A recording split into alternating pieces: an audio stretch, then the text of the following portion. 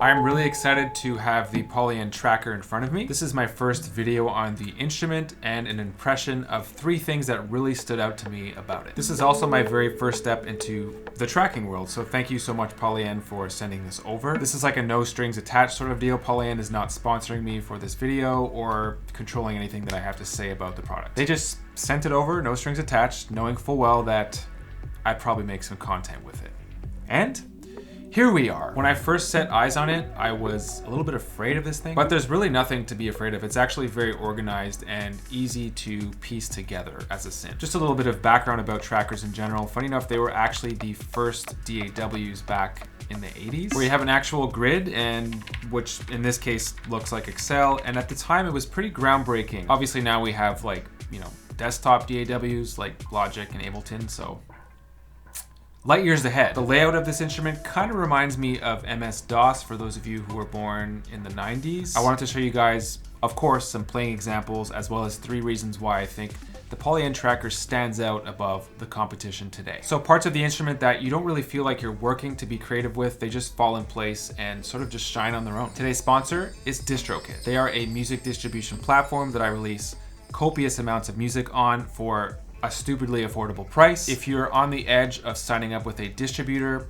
go with DistroKid. There's a 7% discount linked in the description of this video. We'll be talking about some free promotional tools that they offer later in this video. Okay, so reason number 1 is this grid that looks like Excel. For this pattern page specifically, I think a really relevant comparison is Electron sequencers. The Polyend Tracker is in many ways similar to the Digitact. It's got 8 tracks. In fact, Electron designed their sequencers with a tracker workflow in mind. But something that the Digitact obviously doesn't have is this nice, big, informative screen. It might be hard to tell this through a camera, but the screen isn't too bright and like harsh. It's very soft on the eyes. As I mentioned, I was pretty scared of this interface at the start, but it's very logical. It makes a lot of sense, and the learning curve was pretty quick. It's just so like organized and linear. 8 tracks, which is a healthy amount, and if you pay attention to the color of these buttons here specifically, so you could change, let's say, the note here, the instrument as well. If we want, we could change to a different kick. That's actually another similarity with something like the Digitact or the Digitone. You have a sound pool here that you upload sounds into beforehand. Beside that, you have this pink button, which is effects 1. You can see that all of these notes are affected, and then effects 2 as well. This color scheme is very important and clear, easy to catch on to. Changing pattern parameters is very pleasant with this wheel. It has like a sort of clicky feel to it. It just feels so smooth and professional. You obviously have a bunch of other pages here, but we're currently on the pattern screen, which is where you spend most of your time actually constructing your beats. Hitting more on the pattern page, you have a bunch of editing options here, which just makes the whole workflow a lot easier. Selecting multiple steps is a cinch, same with copy pasting. Easily expand, shrink, and duplicate entire sections of your patterns. If you like to focus on something specific within your pattern, you're actually able to loop smaller parts of the pattern. Resampling is also extremely quick and easy. Let's get hands-on specifically with this pattern. So I'm gonna mute everything except for track 2. Let's play it. So these are just the hi-hat parts. So the pink one is effects 1, which is swing. The second one is volume. I'm gonna select everything. I'm gonna go to effects 1, and I'm gonna erase just that effects. If I want, I could do the same thing for effects 2. So we really are talking DAW precision and quickness here. I would argue even more flexible than something like the MPC-1 or MPC Live. I love MPC, but when you're in grid mode, it's such a to zero in on things and use your fingers on this like sticky screen to erase tiny little meaty notes. I find it a bit tedious. I'm like arching over my MPC. You just don't have that issue with the Polyend Tracker. There's no straining. The Polyend Grid is the most efficient that I've worked with thus far.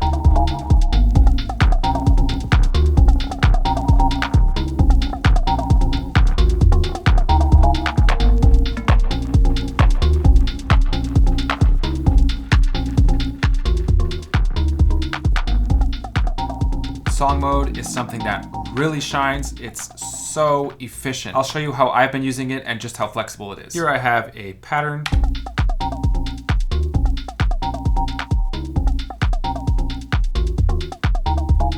If I go over to my master track, as you can see, I like to have a lot of drums, so kick, snare, hi-hat, 2 toms, and then my melodic parts, synth 1, synth 2, bass. So let's say you come up with a 4 or maybe 8 bar pattern, you have all 8 tracks filled up, go over to song mode and you could see that. From there we could just add a bunch of slots and then we're gonna change the pattern for each slot.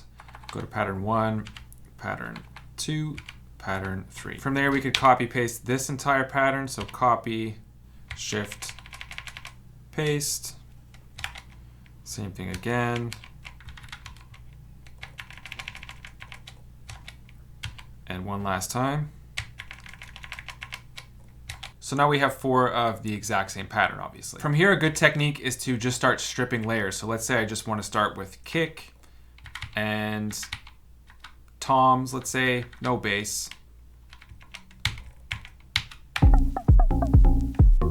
Right, so that could be the first part, and then let's say I want to add that synth afterwards, but no hi, just maybe this first hi-hat. Okay, and then the second hi-hat could come in there. Still no snare. Right, so I'm just piecing it together as I'm going along. Usually the payoff moment is when all of these parts are playing at the same time, so I can play the pattern. I can loop this pattern if I want. Right, so it loops. I could also just continue the song and then go on to the next pattern.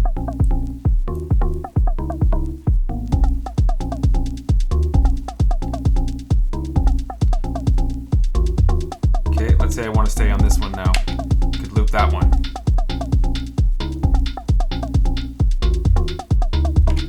So this could be like the backbone of maybe, let's say, an A section of a track, or it could be the full track, depends on what you're going for. It's likely that you want to go back to your patterns to sculpt things a little bit more, so you can go back to pattern. And now all the patterns that I just created in song mode, those have been pasted into the pattern page as well.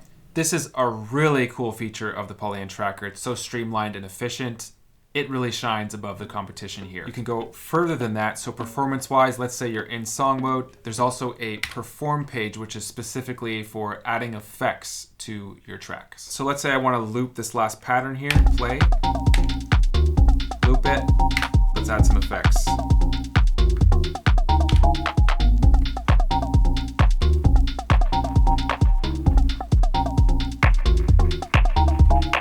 This layout hasn't really spoken to me right away. I'm still trying to wrap my head around how to use it. So it's not shining for me yet, but maybe it will once I spend more time with it. All right, so then there's going Lo-Fi. This one's really simple. If you're going for Lo-Fi, the Polyend Tracker has got you covered and it shines for one reason specifically, in my opinion. If I go over to instrument parameters, effects, there's this little bit depth parameter right here. Let's hear it on the kick. In fact, we'll do the same thing and we're going to solo just the drums. Oh boy.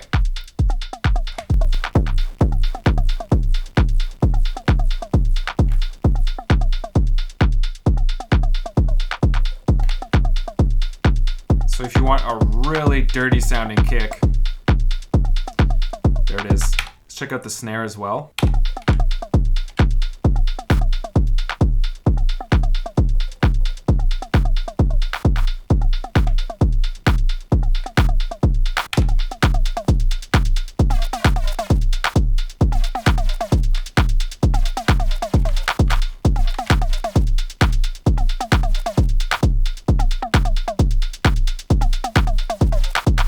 If you're looking for really dusty sounding drums, this might be it.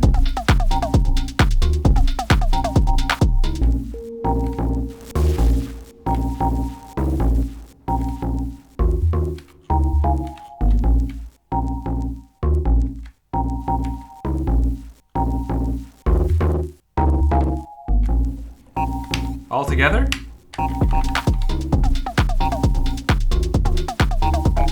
I don't know what to think about that. Definitely sounds lo-fi. I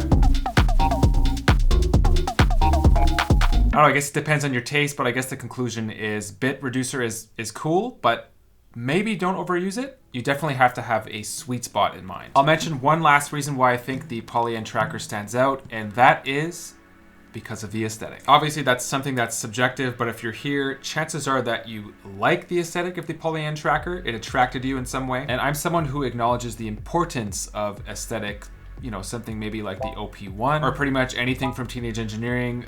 Some people would rather Electron gear aesthetically. It really depends. We're living in an era where gear sounds great and it's not clunky anymore. It's slick, it's portable, it's appealing. Check, check, check. This tracker made me go when I saw it. That minimalist look with the 5 uber saturated colored buttons that really stand out. And as we saw here today, the interface is a lot more fluid and easy to use than I thought. Nothing to be afraid of. Let's talk about today's sponsor, DistroKid. If you're shopping for a music distributor, there's a 7% discount for DistroKid in the description. Go check it out. They have this free feature, it's called Hyperfollow, which is essentially a link in bio link. I think that it's arguably their strongest promotional tool. You could lead people to important links, other social medias, you can embed a YouTube video, your music, and this is something that took me about 10 minutes to set up. So instead of paying monthly for another service that essentially does the exact same thing, you could just use Hyperfollow for free as a DistroKid member. As per usual, they really are on the cutting edge of music promotion and social media, all while distributing 1/3 of the world's music. So if you're shopping for a distributor, you know what to do. I hope that this video was informative in some way to you. As always, there is a Perfect Circuit affiliate link in the description of this video. If you use that link, I make a small commission from the sale. It doesn't cost you anything extra. So thank you for your lovely support. And if you've got major gas, make sure to check out my Perfect Circuit artist page. It's basically a list of all of my favorite gear. Also linked in the description, as well as a bunch of my music. That should be enough. Thanks, guys. I'm gonna get back to the Polyend Tracker.